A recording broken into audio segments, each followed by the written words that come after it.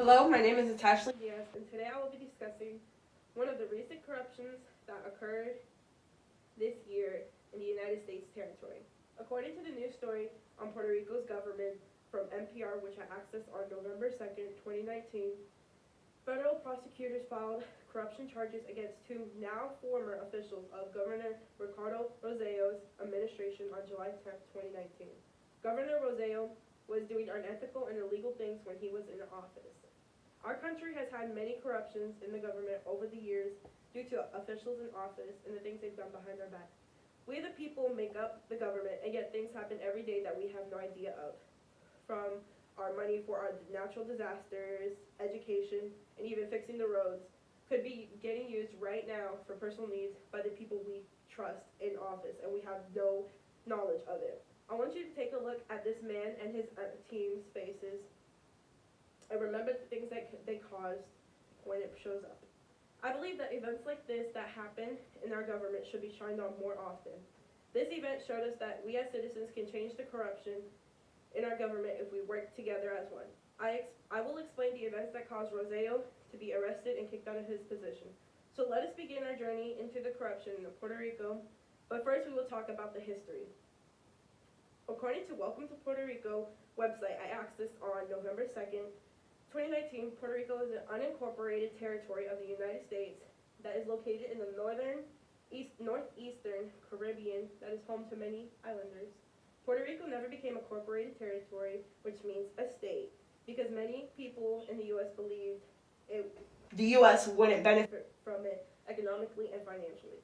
Puerto Rico has faced many issues over the past few years with hurricanes, the whole island losing power and water, etc. But this is one of the biggest issues that they have faced this year, but they came out with a victory in the end. Things started on June 28th when the investigations first began. According to USA Today, President Trump spoke his opinion on Puerto Rico after he funded billions of dollars for the recovery after Hurricane Maria damaged the island. Trump posted his thoughts on Twitter, saying that he felt the money was being used in corrupted ways. During the investigation, text messages that Rosello and his members had sent were exposed through a group chat. The investigation proved that Trump was right.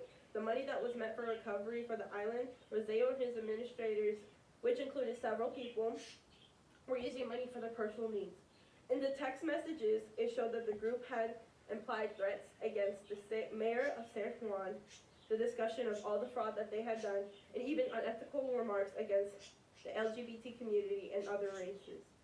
Because of what Rosello was doing with the money, the citizens of Puerto Rico suffered with no homes, water, food, power, and over 3,000 people were found dead. It was shown that in the messages in the group chat that Rosello had even made a joke about the dead bodies, saying, "Don't we have some cadavers to feed to our crows?" Now that you have learned the ugly truth on Rosello and his friends, let's discuss how the island came together as one to make a much-needed change. Angry at all the corruption that was being caused by one man and several of his members enraged the citizens. Puerto Ricans of all stripes came together and protested from the beginning till the very last second Rosello and his members were out of office. In the next couple of slides, Puerto Ricans can be seen protesting all over the island. Children were even participating. Puerto Ricans that lived outside of the island even followed the story through social media and protested through social media. New York Times interviewed a student from Carolina, Puerto Rico, and this is what she had to say. "We're sick of the corruption, of the abuse. It's been decades. This ends now." Popular Puerto Rican musicians such as Ricky Martin joined the protest. Bad Bunny even produced a song which translates in English to "Sharpening the Knives" that became the street anthem during the protest. These artists rallied millions of their followers through social media to join the protest and fight along. What happened in Puerto Rico will never be forgotten for the change it caused. It showed that citizens can come together and fight for their rights and safety until that corruption was out of office. And things from then changed. Thank you. Are there any questions?